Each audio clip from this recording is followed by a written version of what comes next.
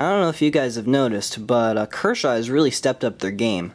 And in years past, I was kind of lukewarm on a lot of Kershaw stuff, but they've really come out with a lot of super high value, really nice designs. I just released my review of the Kershaw Volt. I don't have it on the table today, but that's a really well put together knife. The nerve, great everyday carry. Of course, the skyline and the leak, kind of reference folding knives, and then the scamp. I think you'll probably see a review on that, eventually. But today we're going to talk about the Chull, and this Chull is it's hard to beat for a little everyday carry knife, and that's really what I see this as, is an everyday carry knife. Definitely not a tactical knife or defensive knife. Too small and lightweight for that. Maybe not quite strong enough either. Not really a collectible. It's just plain black check G10 with a bead blasted blade. Chinese produced. Not really anything like that. It's just kind of a good user that you can just go use and abuse as your everyday carry, and it will serve you very well for that. Alright, so let's get into the blade here a little bit. It's made out of that very popular 8CR 13 MOV steel. I'm a fan of the steel, and I think a lot of people are pretty familiar with it. It has a fine grain structure. It's easy to sharpen, holds the edge fairly well, but it will rust on you if it's in high moisture environments. But for the price point, I really kind of like this steel a lot. So you'll see the R.J. Martin design. He did a really nice job on here, and it is Chinese produced. That's how they get it in at such a low price point. And a lot of places you can get these for around or maybe even under 20 bucks. So that's really fantastic. So it is Chinese produced, but I don't have that big of an issue with it. I prefer to buy US made stuff if I can, but China's not a deal breaker, especially when you're getting this much knife for the price. So I really like the blade shape on here. It's just kind of a classic shape, with enough belly in there, and your point on here is precise, but not overly delicate either. I don't feel like I'm just going to accidentally snap this off. When I was using the leak, I sometimes was a little afraid for that tip. It's really kind of paper thin. This is a nice compromise. It's precise, but not awfully thin. It's a good kind of medium thickness stock. I like that. It's hollow ground. You do have some flats there if you need that for sharpening. I know for like the Edge Pro Apex, I think it is. In other sharpeners you do kind of need that, so it's on there. Your relief edge is really squared away. You're not going to have to rear profile this or anything. They get it right from the factory. It is more of a narrow blade.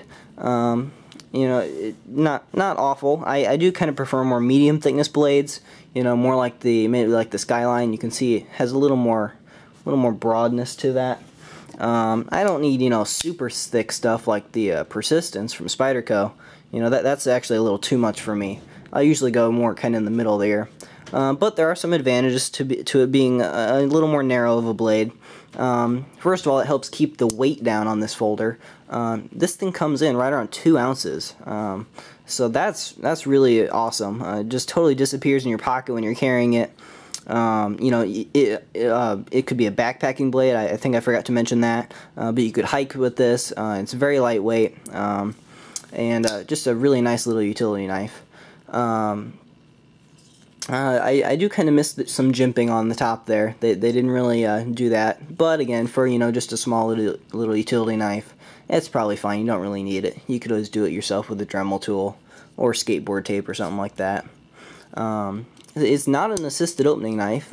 It just has this little manual flipper on there, with no thumb studs or anything. But it's very well balanced, and that lighter blade really kind of helps it come out super fast. So I can do that with just finger tension. I don't have to flick my wrist or anything, and it really kind of comes out very quickly.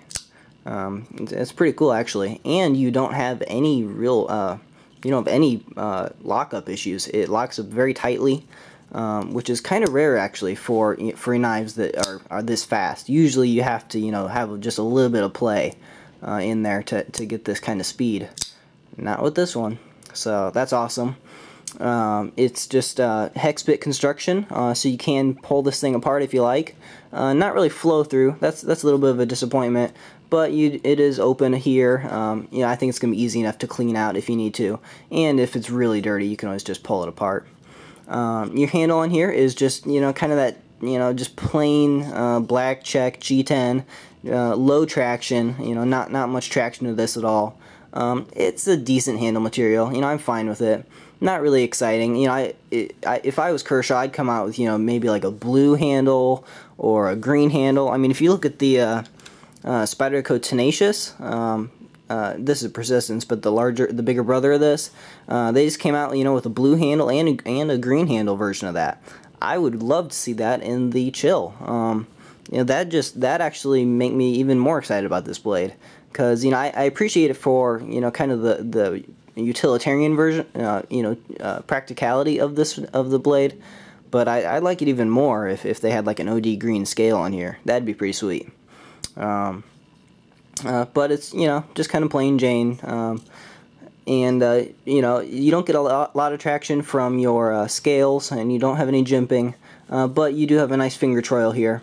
So you can kind of lock in there pretty well. I don't feel like I dropped this knife at all or anything. That finger troil really helps. So your lock on here is just kind of a standard liner lock, not overly thick. I'll give you a little comparison. This is the Buck Vantage Select Small. Nice little knife. You can see pretty similar as far as your thickness of liner lock on there. You know, I always like my liner locks to be kind of, you know, on the thicker side, maybe more like the Persistence that I've shown you, but or even like the Nerve.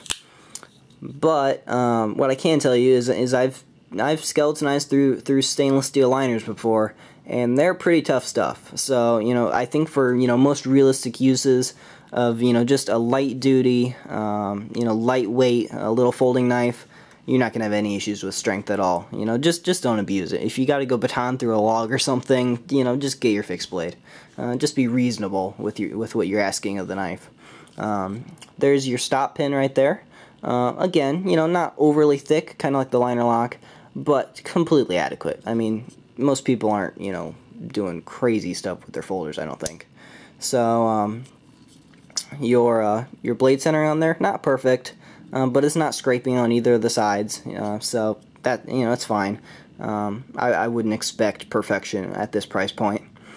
And your pocket clip on here is actually pretty nice. I like it. It's a well-designed clip, not huge. I really like how small it is, really nice and compact. But it's very strong. Really retains well. And so I like that. I'll show you in the pocket. It doesn't ride overly deep. I kind of wish they'd mounted a little bit higher on the handle. So it does kind of stick up a little. But it's such a strong clip, I really wouldn't worry about losing the knife. It's just, you know, I just like it to ride a little deeper. But it does make it easy to get it out when you need it. So no real complaints there. You can you know, swap it tip up or tip down, but not left hand friendly. But, you know, I mean, it's a liner lock. Liner locks aren't really all that left hand friendly anyway. So no real complaints on the clip. I actually like it a lot.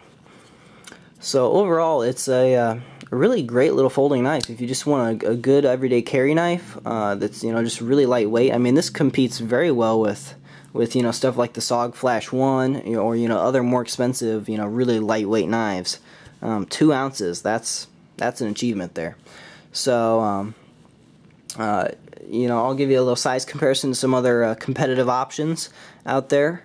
Obviously the Kershaw Nerve, another really high value Kershaw product.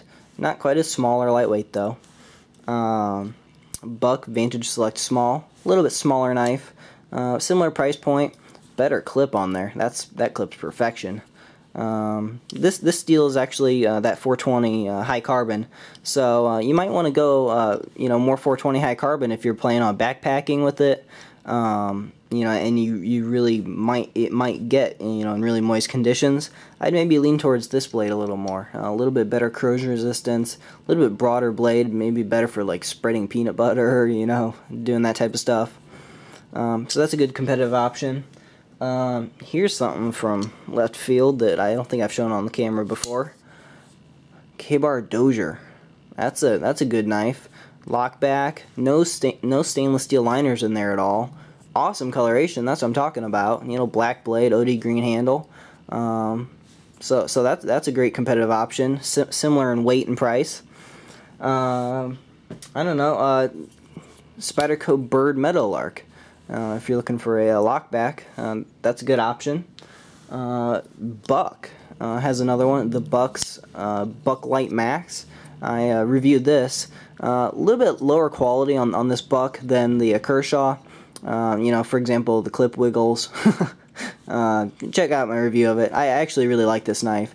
Just, you know, a little bit lower quality levels, but a good competitor, and this is lighter weight than that. If you're, you know, just going for absolute lightweight, check this thing out. So, you know, there's some, you know, other good competition out there, but I really like the Kershaw Chull. You know, it's a win. So, if you have any questions, feel free to ask in the comments. You know, there's not a lot that I can really criticize about the design. It's a very well put together knife. So, everyone have a nice day, and thanks for watching.